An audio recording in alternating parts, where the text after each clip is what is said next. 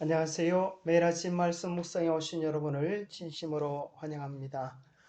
오늘은 금요일 한 주의 말씀을 정리하는 시간입니다. 기억절 보라 내가 새하늘과 새 땅을 창조하나니 이전 것은 기억되거나 마음에 생각나지 아니할 것이라. 이사야 65장 17절 제13과 1기를 마무리하는 마지막 과입니다. 지구의 재탄생. 학습 목표 깨닫기. 구원받은 자들이 재창조된 세상에서 하나님을 경배하며 누릴 영원한 행복을 깨닫는다. 새하늘과 새 땅의 약속을 통해 인류에게 소망을 신 하나님께 감사한다. 행하기. 천국을 약속받은 자들로서 아름다운 신앙 공동체 이상을 이 땅에서부터 구현해 나간다. 제13과 지구의 재탄생. 일요일 새하늘과 새 땅.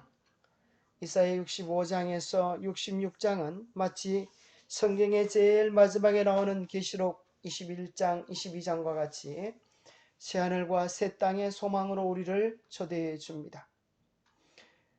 월요일 거룩한 자석. 이사야 66장에는 막연한 천국만을 묘사해 주지 않고 참과 거짓, 생명과 사망, 구원과 멸망, 이 두 가지의 이사야 1장부터 66장까지 나타나는 핵심적인 기별을 소개합니다. 거룩한 자석, 우리가 어디에 끌리냐에 따라서 우리의 영원한 운명이 결정되어지게 될 것입니다. 화요일 소지 선교사들과 예배 인도자들의 예언을 통하여 이사야서에 기록된 주전 700여 년의 예언이 주님 오시기 전에 일어날 놀라운 세계 복음화의 사건을 다뤄주고 있습니다. 수요일 소지 그리하여 신앙 공동체가 이루어지고 특별히 참으로 가난한 심령을 가진 자, 또 애통하는 자, 하나님의 말씀으로 인하여 두려워 떠는 자들에게 우리 주님은 너희 자손과 너희 이름이 새하늘과 새 땅이 분명히 있음같이 분명히 있으리라고 약속해 주시는 내용을 발견하게 됩니다. 사실 오늘 우리는 매 뉴스를 들을 때마다 이 세상에 유효기간이 다가왔다고 하는 사실을 깨닫게 됩니다. 온난화 막아라, 세계 곳곳 기후변화 경고 징후, 참으로 이상기온이 전 세계를 강타하고 있습니다. 불난리, 물난리뿐 아니라 또 바이러스로 인하여 전 세계가 함께 고통하고 있음을 오늘도 우리가 경험하고 있지 않습니까? 게다가 가장 심각한 것은 인간성의 상실입니다. 어떻게 된 것인지 인간의 마지막 애정의 줄, 어머니가 자녀를 사랑하는 그 줄마저도 끊어져서 어떻게 된 세상인지 사생아들을, 어린 아이들을 죽이는 끔찍한 일이 이 세상에 일어나고 있지 않습니까? 이 모든 것들은 참으로 세상의 마지막에 가까웠음을 이야기해 주는 경고들 같지 않습니까? 이제는 참으로 그 마지막 때가 얼마 남지 않음을 보여주는 것 같습니다. 이러한 절망의 때에 성경은 우리에게 절망을 이야기하지 아니하고 새로운 희망을 이야기합니다. 이를 소지 새하늘과 새 땅에서는 이사야 65장 17절 보라 내가 새하늘과 새 땅을 창조하나니 이전 것은 기억되거나 마음에 생각나지 아니할 것이라. 너희는 내가 창조하는 것으로 말미암아 영원히 기뻐하며 즐거워할지니라. 보라 내가 예루살렘을 즐거운 성으로 창조하며 그 백성을 기쁨으로 삼고 내가 예루살렘을 즐거워하며 나의 백성을 기뻐하리니 우는 소리와 부르짖는 소리가 그 가운데에서 다시는 들리지 아니할 것이며 거기는 날 수가 많지 못하여 죽는 어린이와 수완이 차지 못한 노인이 다시 없을 것이라. 곧 백세에 죽는 자를 젊은이라 하겠고 백세가 못되어 죽는 자는 저주받은 자이리라. 성경은 새하늘과 새 땅을 이야기하면서 죽음에 대한 이야기를 하고 있습니다. 이런 말씀은 또 무슨 말씀입니까? 계시록 21장, 22장은 다시는 사망이나 곡하는 것이 없다고 이야기하는데 이사야 66장에 나오는 새 하늘에서의 죽음에 대한 내용을 어떻게 이해해야 되겠습니까? 성경은 예언의 종류를 네 가지로 구분하고 있습니다. 첫째는 직접적인 예언인데 가까운 미래에 관한 직접적인 예언들로서 문자 그대로 이루어질 것을 얘기해 주고 있습니다. 두 번째는 먼 미래에 이루어질 상징적 예언입니다. 이런 것들은 상황과 조건에 좌우되지 아니하고 반드시 이루어질 예언들인데 다니엘과 계시록에 대한 많은 예언들, 이 마지막 시대의 징조에 대한 예언들, 예수님 재림에 대한 예언들은 우리의 상황과 상관이 없이 반드시 이루어질 것입니다. 세 번째는 가까운 미래와 먼 미래에 대한 이중적 예언들이 있습니다. 아브라함과 다윗의 언약에 대한 내용입니다. 다윗의 씨로부터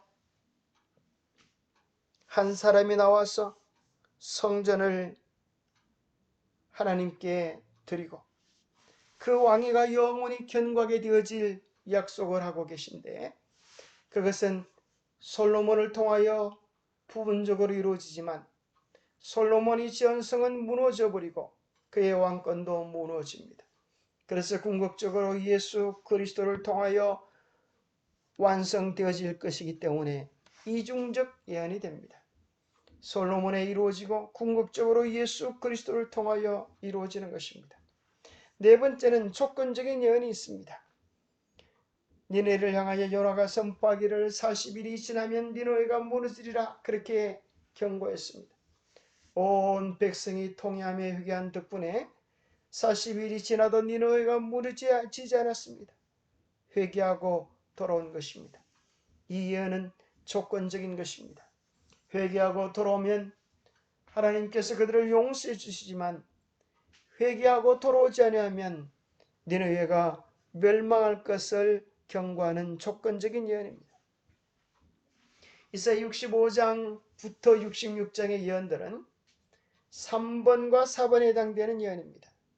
가까운 미래와 먼 미래에 관한 이중적 예언인데 이스라엘 백성들이 하나님의 말씀에 순종하고 바르게 행하였더라면 이러한 것이 실제적으로 그 나라에 이루어졌을 것입니다. 그러나 그들이 하나님의 언약에 충실하지 못함으로 말미암아 그것은 조건적 예언이 되어졌습니다. 그래서 부분적으로 이스라엘 땅에 성취되어졌지만 궁극적으로 새하늘과 새 땅에서 온전히 아름답게 이루어지게 될 것입니다. 새하늘과 새 땅에 대한 영감의 교훈에 보면 최후의 회복의 때에 되는 태초 때보다 더 영광스럽게 단장되어 회복될 것이다. 그때 하나님의 계명을 지킨 자들이 생명나무 아래서 불사의 활력을 들이마실 것이다. 무궁한 세월을 통하여 무제한 세계의 거민들은 그 즐거움의 동산에서 주의 저주로 더럽혀지지 않은 하나님의 완전한 창조의 사업의 표본을 바라볼 것이다. 죄로 말미암아 망가졌던 그 에덴이 우리 주님의 구속의 은혜로 인하여 새롭게 회복되어지는데 태초 때보다 더 영광스럽고 아름답게 단장되어질 것입니다. 그리고 하나님의 계명을 지키고 주님을 사랑했던 자들은 생명나무 아래에서 불사의 활력을 마실 것이라고 약속해 주고 계십니다. 그 나라에는 더 이상 죄의 저주로 사망이나 곡하는 것이나 아픈 것들이 다시 있지 아니할 것입니다. 우리는 참 재밌게도 채식하는 사자 리틀 타이크를 통하여서 아름다운 천국의 예고편을 본 듯합니다. 이사야 65장에 보면 사자가 소처럼 짚을 먹을 것이라고 했는데 참으로 우리가 생각해 보기에 상상하기 어려운 그 일들이 실제로 미국에 채식하는 사자가 등장하여서 우리의 상상력을 깨트려 버렸습니다. 그래서 실제로 채식하는 이 사자는 여러 동물들과 사람들과 친구처럼 지내면서 참으로 천국이 어떤 모습인가를 우리에게 보여주는 천국의 홍보 대사가 되었습니다. 천국은 반드시 있는 것입니다. 우리를 위한 그 소망의 나라가 없다면 우리가 어떻게 살아갈 수 있겠습니까? 월요일 소지는 거대한 자석이라는 제목으로 우리를 초대합니다. 자석은 쇠붙이를 끌어당기듯이 무엇이 우리의 삶을 끌어당기고 있는가 하는 것입니다. 이사야 66장에 보면 새하늘과 새 땅에 대한 아름다운 묘사로 시작되어지는 것이 아니라 거짓 예배에 대한 하나님의 애통한 마음과 참되게 예배하는 자들을 부르시고 격려하시는 내용으로 연결되어져 있습니다. 여호와께서 이와 같이 말씀하시되 하나님은 나의 보좌요 땅은 나의 발판이니 너희가 나를 위하여 무슨 집을 지으랴. 내가 안식할 처소가 어디랴. 나 여호와가 말하노라. 내 손이 이 모든 것을 지었으므로 그들이 생겼느니라. 무릇 마음이 가난하고 심령에 통회하며 내 말을 듣고 뜨는 자 그 사람은 내가 돌보려니와 소를 잡아들이는 것은 살인함과 다름이 없이 하고 어린 양으로 제사 드리는 것은 개 목을 꺾음과 다름이 없이 하며 드리는 예물은 돼지의 피와 다름이 없이 하고 분향하는 것은 우상을 찬송함과 다름이 없이 행하는 그들은 자기의 길을 택하며 그들의 마음은 가져간 것을 기뻐한즉 우리가 하나님의 길을 택하지 아니하고 자기 욕망의 길을 선택하고 그들의 마음속에 거룩한 예배를 기뻐하는 것이 아니라 가정한 세상의 것들을 기뻐할 때 주님은 우리의 예배를 책망하시는 것입니다. 하나님께 예배하는 것이 아니라 자기 욕망을 위하여 예배하는 것들을 향하여 주님은 어린 양을 드리지만 정말 구속의 은혜 십자가의 사랑을 깨닫지 못하고 그저 양만 죽이는 것은 개의 목을 꺾는 도살행위와 다름이 없다라고 하나님 울분을 토하시는 것입니다. 오늘 우리는 참된 예배자가 되어야겠습니다. 하나님께서 정말 원하시는 것이 이것입니다. 우리는 어떤 마음과 어떤 태도로 하나님 앞에 나아갑니까? 무릇 마음이 가난하고 심령에 통회하며 내 말을 듣고 떠는 자 그 사람을 내가 보호하고 돌보시겠다고 약속하고 계시는 것입니다. 우리의 마음이 가난해야 되겠습니다. 내가 하늘에 들어갈 자격이 없음을 깨닫고 우리의 영적 빈곤 상태를 깨닫고 십자가 아래서 통회하며 매달릴 때에 주님은 우리의 죄를 용서하시고 새롭게 하시며 이제 새롭게 된 그 영혼은 매 순간 들려주시는 주의 음성을 존중히 여기고 그 말씀을 듣고 떠는 사람이 될 것입니다. 참으로 이 세상의 수천 마디보다 하나님의 음성을 듣고 하나님의 말씀을 존중히 여기는 자들을 하나님은 예루살렘을 사랑하는 자들이라고 말씀합니다. 하나님의 뜻을 사랑하는 자들이라고 말씀합니다. 하나님을 진정으로 사랑하는 자들, 그들과 함께 하나님은 기뻐하시고 그들을 영원한 기쁨의 성으로 인도하시리라고 말씀합니다. 그들을 참된 예배 안으로 이끌리라고 약속하고 계시는 것입니다.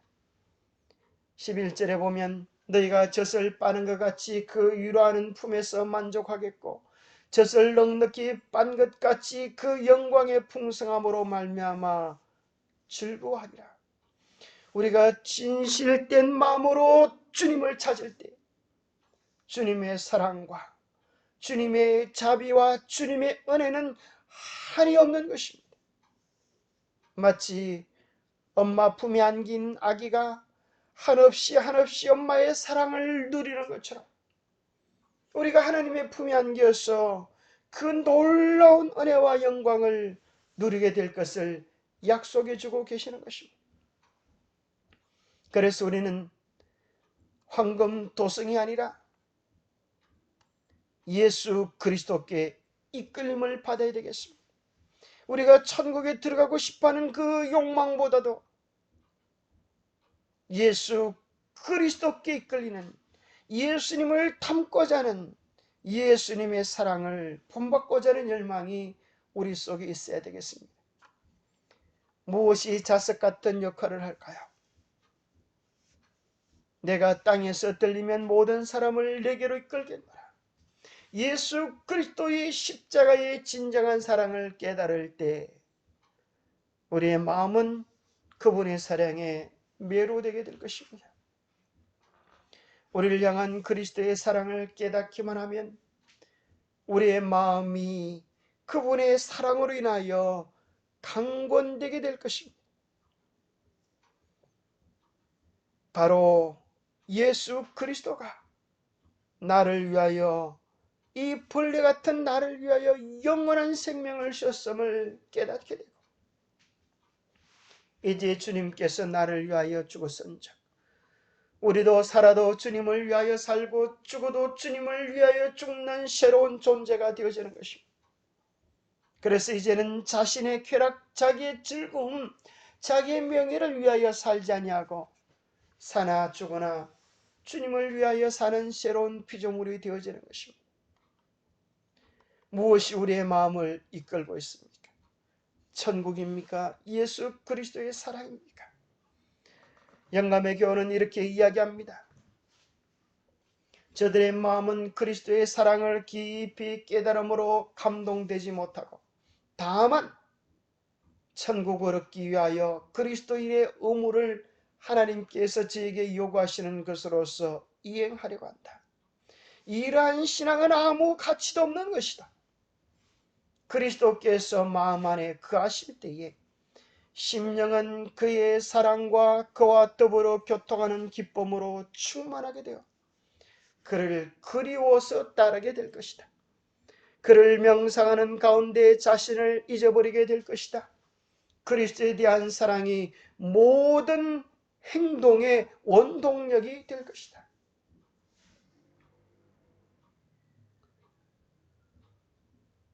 우리는 죽었다가 깨어나든지 아니면 살아서 예수 그리스도의 재림을 맞이할 사람들입니다. 그런데 죽었다가 깨어나는데 두 부류가 있을 것입니다. 한 사람은 죽었다 깨어나는데 예수 그리스도의 재림의 영광을 목도할 사람이 있을 것입니다. 그런데 또 한 사람은 죽었다 깨어났는데 영광스러운 예루살렘, 새 예루살렘이 보이는 사람이 있을 것입니다.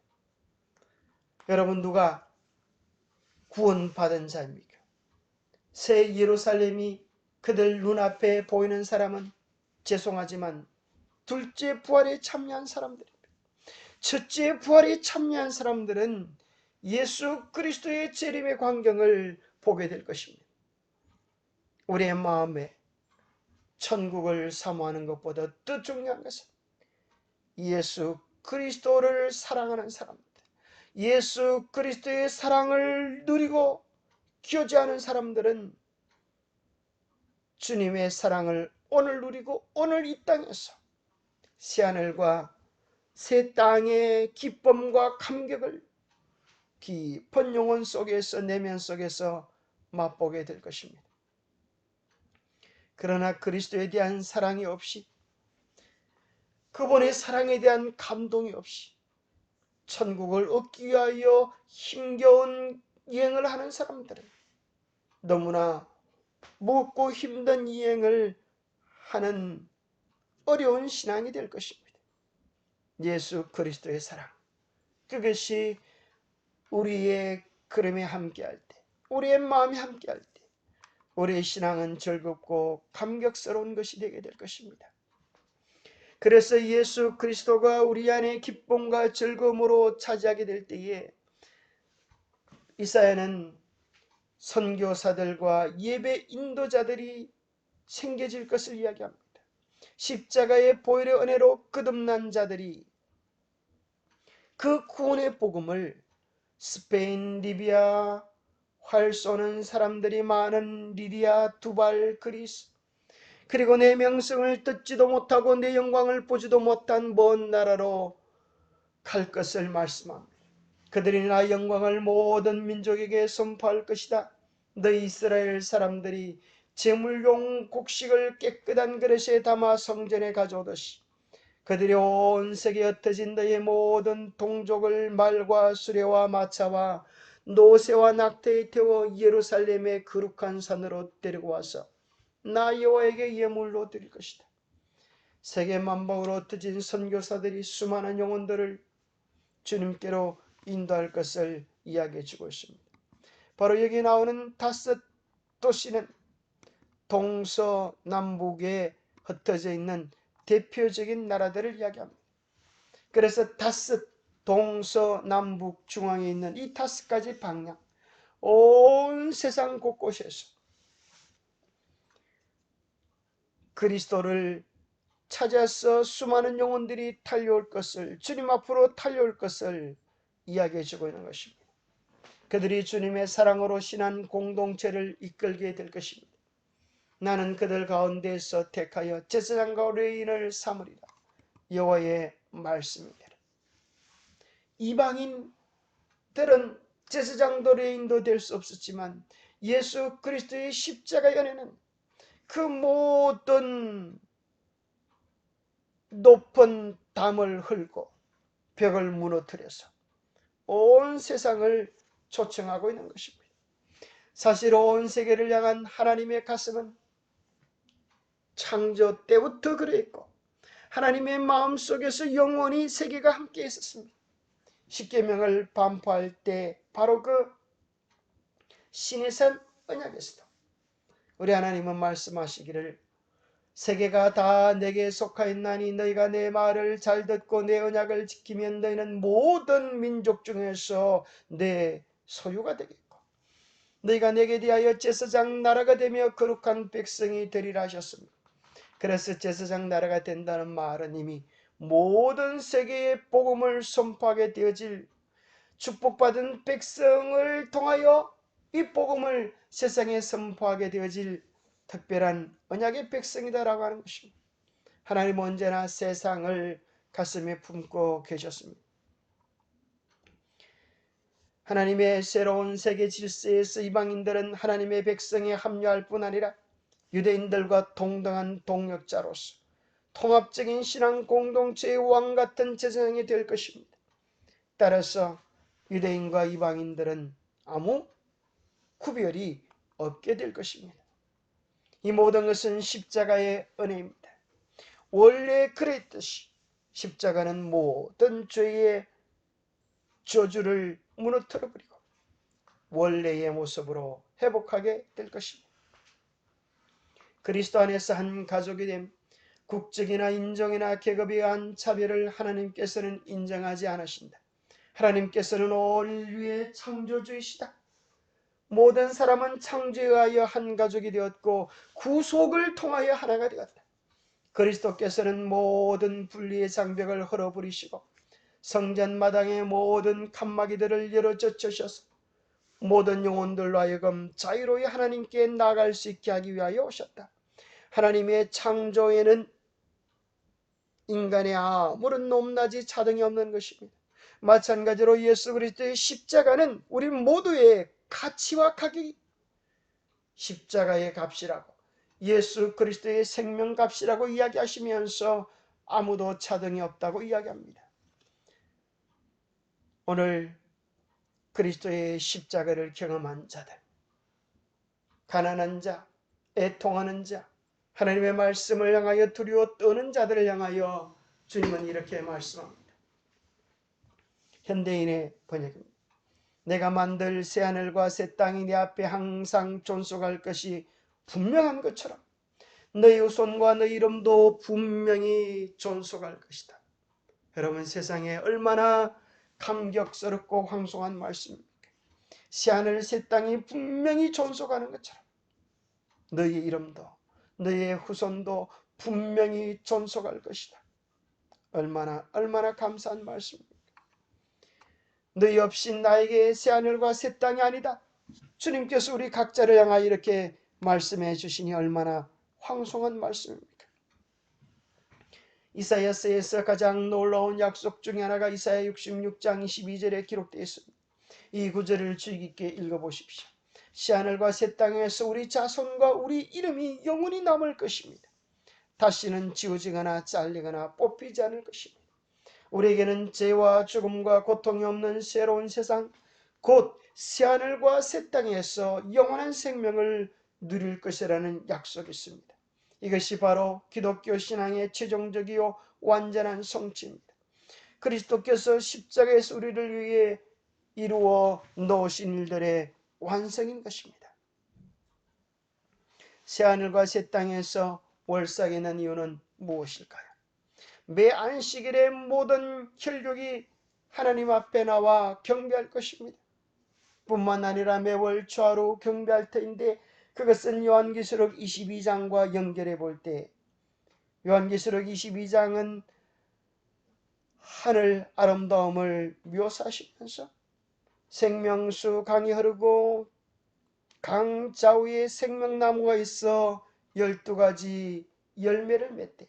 달마다 그 열매를 맺고 그 나무 잎사귀들은 만국을 치료하기 위하여 있더라 기록해주고 있습니다. 달마다 올해는 새롭게 열리는 12가지 열매의 과실을 맛보면서 우리의 생명의 근원 되시는, 우리의 구원의 근원 되시는 하나님을 찬양하기 위하여 모이지 않겠습니까?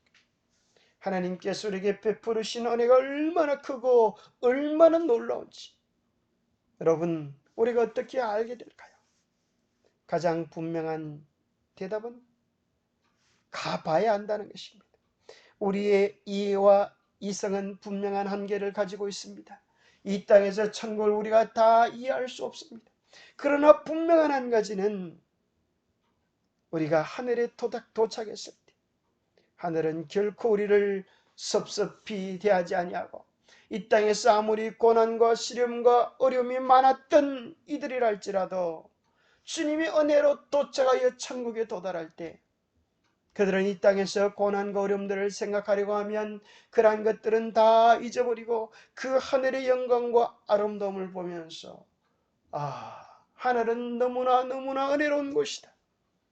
너무나 내가 이 나라를 위하여 지불한 것은 너무나 값싼 것이다. 우리는 그저 입을 벌리며 하나님께 영광, 하나님 찬양, 할렐루야를 외치게 될 뿐일 것입니다.